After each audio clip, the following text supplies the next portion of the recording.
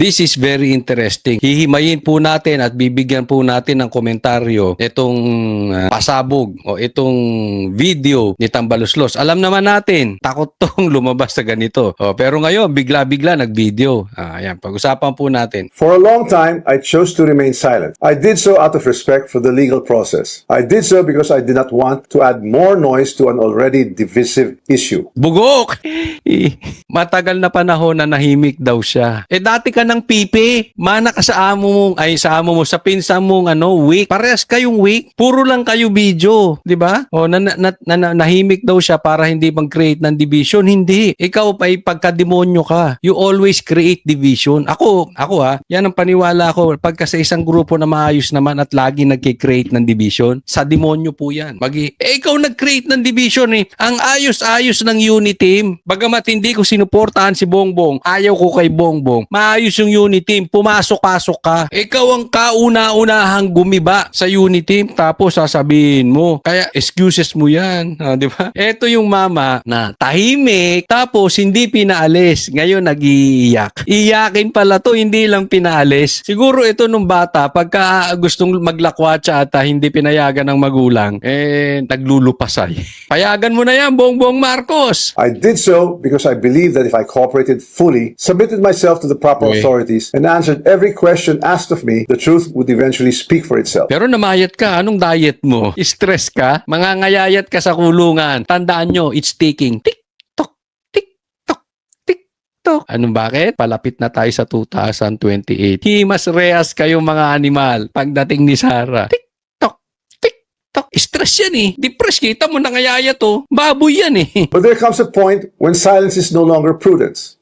My silence has been abused and weaponized to build a narrative that is false, twisted, and unfair. So let me be clear. I will not keep quiet anymore. I will face this head on and I will speak with facts because the truth deserves to be heard. Yon, sinabi mo yan ha. Tandaan nyo to. Mark my word. Aaraw-arawin kita. Kasi ano sabi niya? Hindi na ako mananahimik. I will face this head on. Pag nanahimik ka, nalagyan ka na naman ng maleta. Pag nanahimik ka, nag-usap kayo ng magpinsan, hati na lang kayo sa korupsyon. Sinabi mo yun, hindi ka na mananahimik. Paalala nyo sa akin ha, sa mga manunood ko, sinabi niya hindi na siya mananahimik. Tingnan natin. Baka kasi nananakot lang tong animal na to dahil hindi siya pinaalis. Napapansin niya na, uy, pambihira. Ako ang ituturo dito ha. Kung ituturo nyo ko, idadamay ko kayong lahat. Kaya magsasalita ako. Pananakot lang. Kaya wag kami. Maalalahanin ako sa ganyan. Hindi ka na mananahimik ha. Today, I'm taking this opportunity to speak directly to the Filipino people. From the start of this controversy, I have been cooperative. I personally appeared before the proper authorities. I voluntarily submitted my affidavit to the ICI. I provided... Kakampi nyo yung ICI, bugok ka ba?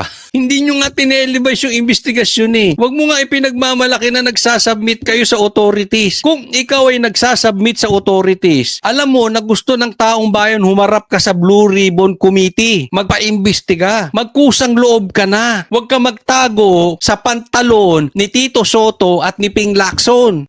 May paganyan-ganyan ka pa. Di sana kung talagang gusto mo magpa-imbestiga, nagpunta ka ron, puro ka excuses. Huwag mo nga kaming binabuhaya. Ginagawa mo, alam mo yung mga sinasabi mong yan, hindi ka mahal ng taong bayan. Sa tingin mo may naniniwala na inosente ka? Bukod doon sa mga trolls mo? Tanga ka. O ginagawa mong tanga mga Pilipino. The information and documents asked of me. I did not hide. I did not run. I did not evade scrutiny. I faced it head on. Ngayon ka palang tatakbo. Hindi daw siya nagtago. Hindi siya tumakbo. Ngayon ka palang tatago. Pupunta ka ng Singapore para tumago. Within the proper channel, because I know there is no evidence that proves I committed plunder, conspiracy to commit plunder, or any similar offense that the Ombudsman may be contemplating against me. And because I have nothing to hide, I am today authorizing the immediate public release of the affidavit I submitted, together with all supporting information so that the Filipino people can judge for themselves who has been transparent and who is simply being politically targeted. Simple lang po to. Huwag na kung anong sinasabi mo. Punta ka na sa Blue Ribbon. Parang si Bongbong. Ang dami niyong excuses eh. Ayaw naman magpa-drug test. Diba? Ano yung pinagsasabit mo? Isasabit mo sa ICI eh. Isasabit mo kung kanino. Diba? Tapos lalagyan nyo doon. Gusto namin yung investigasyong televised. Nakikinig makinig ang taong bayan. Hindi yung kayo-kayo.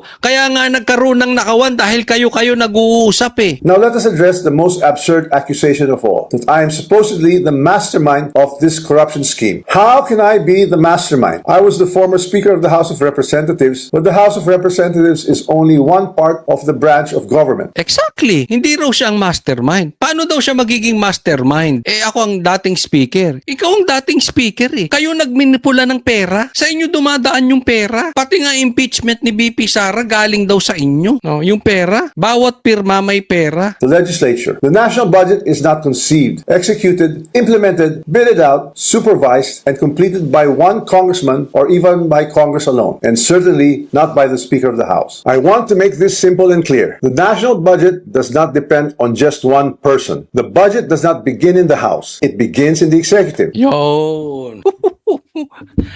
Maliwanag. Ang budget hindi po nagsisimula sa House, sa executive. Ito na po yung lagnagan. Kaya lang, mas maganda, diretsuhin mo na tambaluslos. Alam nyo po, dito dinadaplisan niya na si Bongbong Marcos. Executive, binabanggit niya na yung executive. Hindi daw kaya ito ng House lang. At hindi niya lang daw kaya ito. Yung House man lang ay marami pong miyembro. Exactly. Etong Ghost Projects, ano mo sabi nila diyan? Diba? Sindikato yan. Marami yan. Lahat yan gumagalaw. Kaya nga, yung 18 Marines, sinabi ang daming nakatanggap ng maleta. Hindi lang naman ikaw ang nakatanggap ng maleta eh. Marami po. Yung iba envelopes. Pati nga yung hindi politiko na si Trillanes nakatanggap ng maleta eh. Kaya sindikato po yan. Ang mastermind lang, kayong magpinsan. Pero nilalaglag niya na dito si Bongbong Marcos. Ito yung matagal ko nang sinasabi. Maglalaglagan talaga itong magpinsan na ito. Kasi po kung kayo ay nasa katayuan ko bilang isang member ng SMNI at isang vlogger din, news anchor at vlogger, may mga kumakausap sa amin. At yung mga amuyong nitong mga to, nilalaglag yung kabila. Halimbawa, may kakausap, oy, ilaglag mo si Bongbong. Ilaglag nyo mabuti yan. Yung kabila naman, oy, ilaglag nyo si Tambaloslos. Ilaglag nyo yan. Sa akin,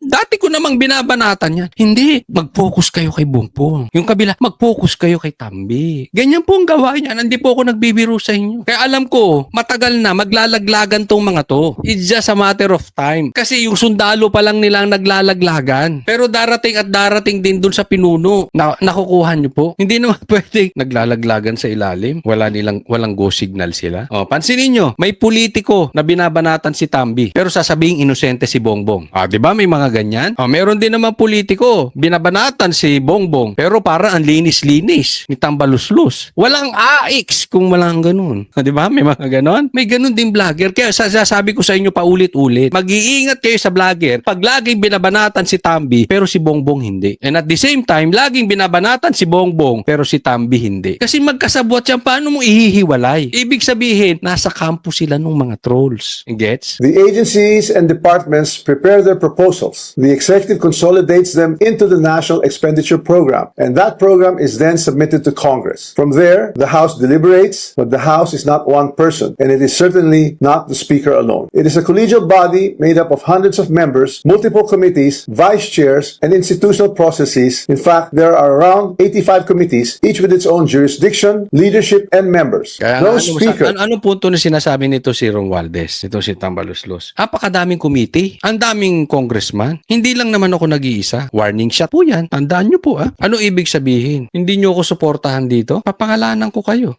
Sabi niya, hindi ako nag-iisa dito. Bagamat hindi niya dinerecho na lahat maraming nakatanggap. But remember this, tinanong ko to kay Lebiste. Nasa 50% ba ang corrupt na mga congressman? Personally, tinanong ko yan live. Sabi niya more than 50%. Sindikato. Ibig sabihin maraming nakatanggap. Ayan na po, nagpapadaplis na si Tambaluslos. Can personally control every committee, much less direct the actions of other branches or government agencies. And in the Appropriations Committee itself, there are already more than 100 members, with many vice chairs, and Representative Toby Tiangco, who has been very vocal and upfront on this issue over the past months, was himself a vice chair of the Appropriations Committee in the previous Congress. Ayan, so si Tiangco, binanatan din dito si Tambaluslos.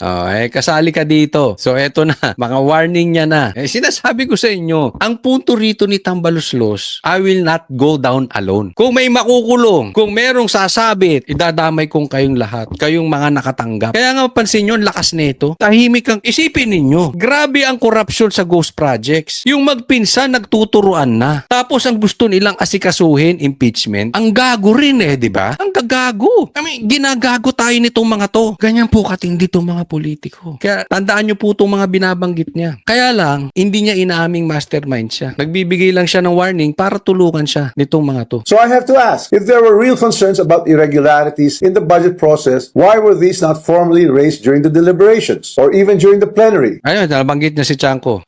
Gusto ko ma-interview ulit si Chanko. Kasi na-interview namin sa SMNI yan Talagang idinidiin niya to si Tamba. The budget deliberation does not stop in the House. The Senate also conducts its own deliberations, reviews its own version, and plays its own role in shaping the final budget, and it is not a bystander. It is an active constitutional participant in this process. After that, the House and the Senate reconcile their versions in the bicameral conference committee. Only then is the final bill transmitted to the President for approval or veto. So let us be honest about what becomes law. The national budget is not the act of one person or one chamber. It is the product of a constitutional chain involving the executive, the House, and the Senate. Yo, so damay-damay na. Ha? Marami kaming member sa House, maraming committee dyan.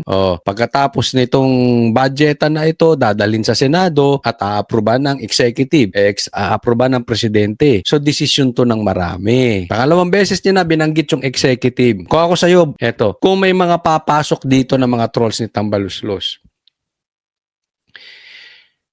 sabihin nyo dito sa amo ninyo, unahan na si Bongbong Marcos. Ilaglag niya na. Kasi nilalaglag na siya Di ba? Hindi siya pinaalis ni Bongbong. Plano pang i-freeze ang kanyang account. Sayang yung yaman mo. Saan mo dadalhin yung maleta kung i-freeze din yung account mo, di ba? So unahan niya na. Kaya lang, siyempre, hindi to hahayaan ng mga trolls na maglaglagan yung dalawa. Aayusin ba? Mawawalan sila ng kita.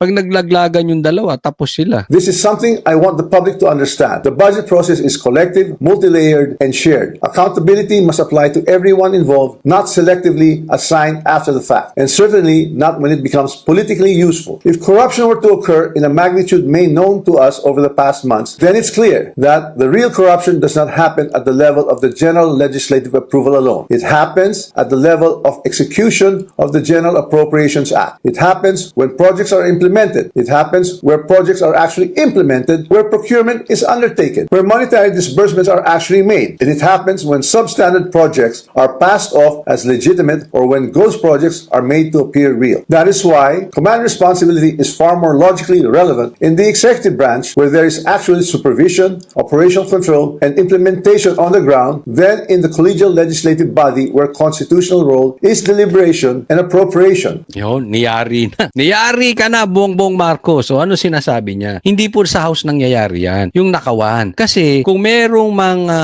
nakawang talagang malaki, parang sinasabi kasi nagparinig to si Bongbong Marcos dati, di ba? Mahiya naman kayo dahil nuknukan na daw talaga ang laki ng nakawan sa flood control. Ang sinasabi ni Tambi, kung talagang malaki nga, ganung kalaki, ganung magnitude ang nakawan, hindi po yan nangyayari dito sa House. Nangyayari po yan sa execution, sa pagpapatupad ng mga proyekto. Sa madaling salita, ang sinasabi niya, sino bang nagpapatupad niyan? Nasa executive department yan. Na kay Bongbong yan. Kung iniyari ka na ng husto, Bongbong Marcos, wala dito yan. Congress does not build flood control projects. Congress does not conduct procurement. Congress does not inspect whether a project was actually completed. Congress does not certify whether the work done was substandard or not. Yon, sinasabi niya, marami sa excuses, hindi kami nag-supervise niyan, hindi kami kung substandard yung project, hindi sa amin yung proyekto na yan. Sa madaling salita, ini-excuse niya yung Congress. Hindi po yun ang issue. Ang issue dito, dumaan sa inyo yung pera, nabigyan kayo ng maleta, tapos ipapasa ninyo para gumawa ng proyekto. Sa madaling salita, bago pa dumating sa mga kontraktor, tas-tas na. Kumimisyon na kayo. Yan ang sinasabi. Grabe ang komisyon. Halimbawa, ang halaga ng isang tulay o isang flood control. Halimbawa, ipapagawa mo sa akin ang halaga niyan. Kung walang dayaan, 500 million. Bago makarating sa akin, 50 million na lang. Kasi kayo sa ibabaw, di umano ay naghatian na ng todo-todo. Yan po yung sinasabi. Kaya nga merong pasabog yung maleta na napunta sa inyo. So sa madaling salita, oo, wala. Baka posibleng wala kayong alam bakit hindi natapos yung proyekto o bakit ghost projects. Anong gagawin ng kontraktor? Mamajikin niya yung halagang 500 million halimbawa na tulay o flood control. Bibigyan mo ako ng budget na 50 million. Anong gagawin ko as contractor? hindi ko nasisimulan. O kung simulan ko, hindi ko tatapusin. Bakit saan ako kukuha ng pera? Naintindihan? Ang issue dito kasi, yung mga komisyon. Mga commissioner kayo, di umano.